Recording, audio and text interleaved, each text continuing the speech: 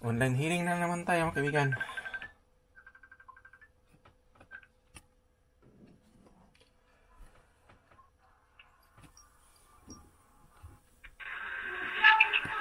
Hello. Good morning. Good morning. Kaninong kamay yon? Sa akin po, sa akin. Sa'yo. Kailan pa yung sakit mo? Mga 1 week na. 1 week.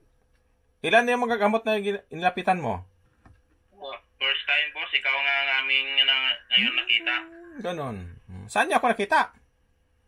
Sa Facebook. Sa Facebook na. Mabuti. Anong naramdaman mo sa katawan mo ngayon? Yung laging mabigat yung katawan ko sa kawan. Yung pati pa ako na nanamaga. Okay. Ganon. Nagiinom ka ba ng alak? Wala. Dati po, nag-inom ako dati. Ngayon wala. Sige. Matagal na din. Sige. Higa ka lang kay babaklasin. Alin yung mataas yung hililiit mo? Ano yung mataas? Kanan, no? Kanan hililiit. Mamaya pag nakamot na kita, pag nabaklas ko na yan, magbalik sa normal yung hililiit mo. Papantayan siya. Salamat po. Higa ka lang sa higaan. Para mas maayos, higa ka lang. Tapos itong cellphone, kung saan yung salamin, saan yung screen, saan yung mukha ko, ipatong sa noo mo, kaya babaklasin ko na yung kulam. Sige, mag-ilan. Okay. Babalik natin yung kulam na yan. Hawakan mo na yung cellphone. Okay. Kita ko kasi sa dugo mo, ang mga kulam. Sige, idikit sa noo mo. Idikit sa noo. Ipatong. Ipatong. As in, patong, idikit. Okay, nakapatong na. Sige. Pikit ang mata. Okay na ba? Okay na, sir. Sige. Magsabi lang pagtapos na, ha? Okay, magdasal ka sa Diyos Ama na pagalingin ka sa isipan mo lang, okay?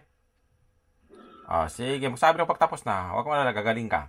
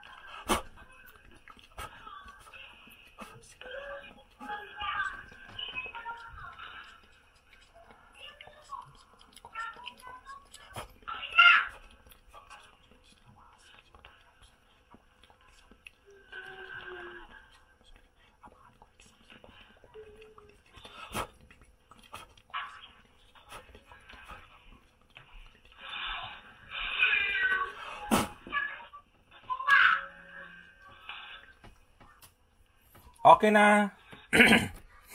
Wala na yung kulam. Tanggal yung kulam. Sige, bumangon ka na. Anong feeling mo?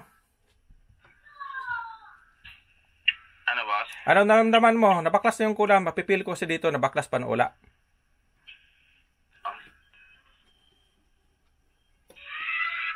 Anong naramdaman mo? Ngayon?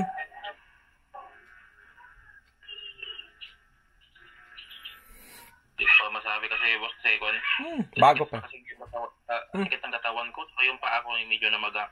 Bago pa kasi. Hindi man kasi matanggal. After 2 weeks pa yan bago matanggal eh.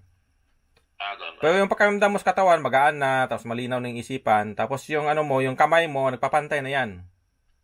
Silipin mo yung hililiit mo, pantay na yan, silipin mo. Malalaman ko kasi ito kung natanggal ang kulam mo, wala. Ang ano niyan, pahid-pahidan mo lang ng oil, after mga 2 weeks, magpapantay, after 2 weeks, mawala lahat ng sakit na yan. Silipin mo yung kamay mo, pantay na ba? Pantay na? Kita mo? Sira pa, silipin ko daw. Silipin ko yung kamay mo. Kasi, diyan mula sa gitnang guhit ka magsukat. Mula sa gitnang guhit. Gitnang guhit ng palad, magsukat. Mula sa gitnang guhit. Ituwid ng mayos. Gitnang guhit ng palad. Ituwid ng mayos. Bigyan ng lakas. Ituwid ng mayos. Ituwid. I-flat ng mayos. Ituwid. Bigyan ng lakas. Ganyan. Pantay ng dulo, di ba? Lahat. Opo. Yan ang ibig sabihin, tanggal na yung kulam. Magpa-recover ka na lang. Okay. Salamat. Mapipil ko kasi dito natanggal ba wala. Tapos lahat ng masamang espiritu sa loob ng katawan mo, patay na din. Kaya humahaba yung hililit natin kasi yung kulam o masamang espiritu sa loob ng katawan mo. Yon ang pinapatay ko kanina. Tapos ginamot yung kulam mo. Yung natira dyan, yung mga pasa-pasa, yung mga sugat-sugat na lang yan. Yung namamaga mga sugat-sugat na yan ang pahidan sa oil. Pag bless ko sa oil, inom din ka sa tubig, yan ang gagamutin. 2 times a day ka magpahid sa oil. Masatula na dito po. May lanat sa tubig. Yan, ibibliss natin. Ibibliss natin ngayon. Ang importante, nabaklas na yung kulam, binalik ko din sa mangkukulam yung ginagawa nila. Okay, salamat po, salamat. Walang ano man. Ibibliss natin yung tubig ngayon. Ibibliss na natin. Okay. Sige, kunin mo.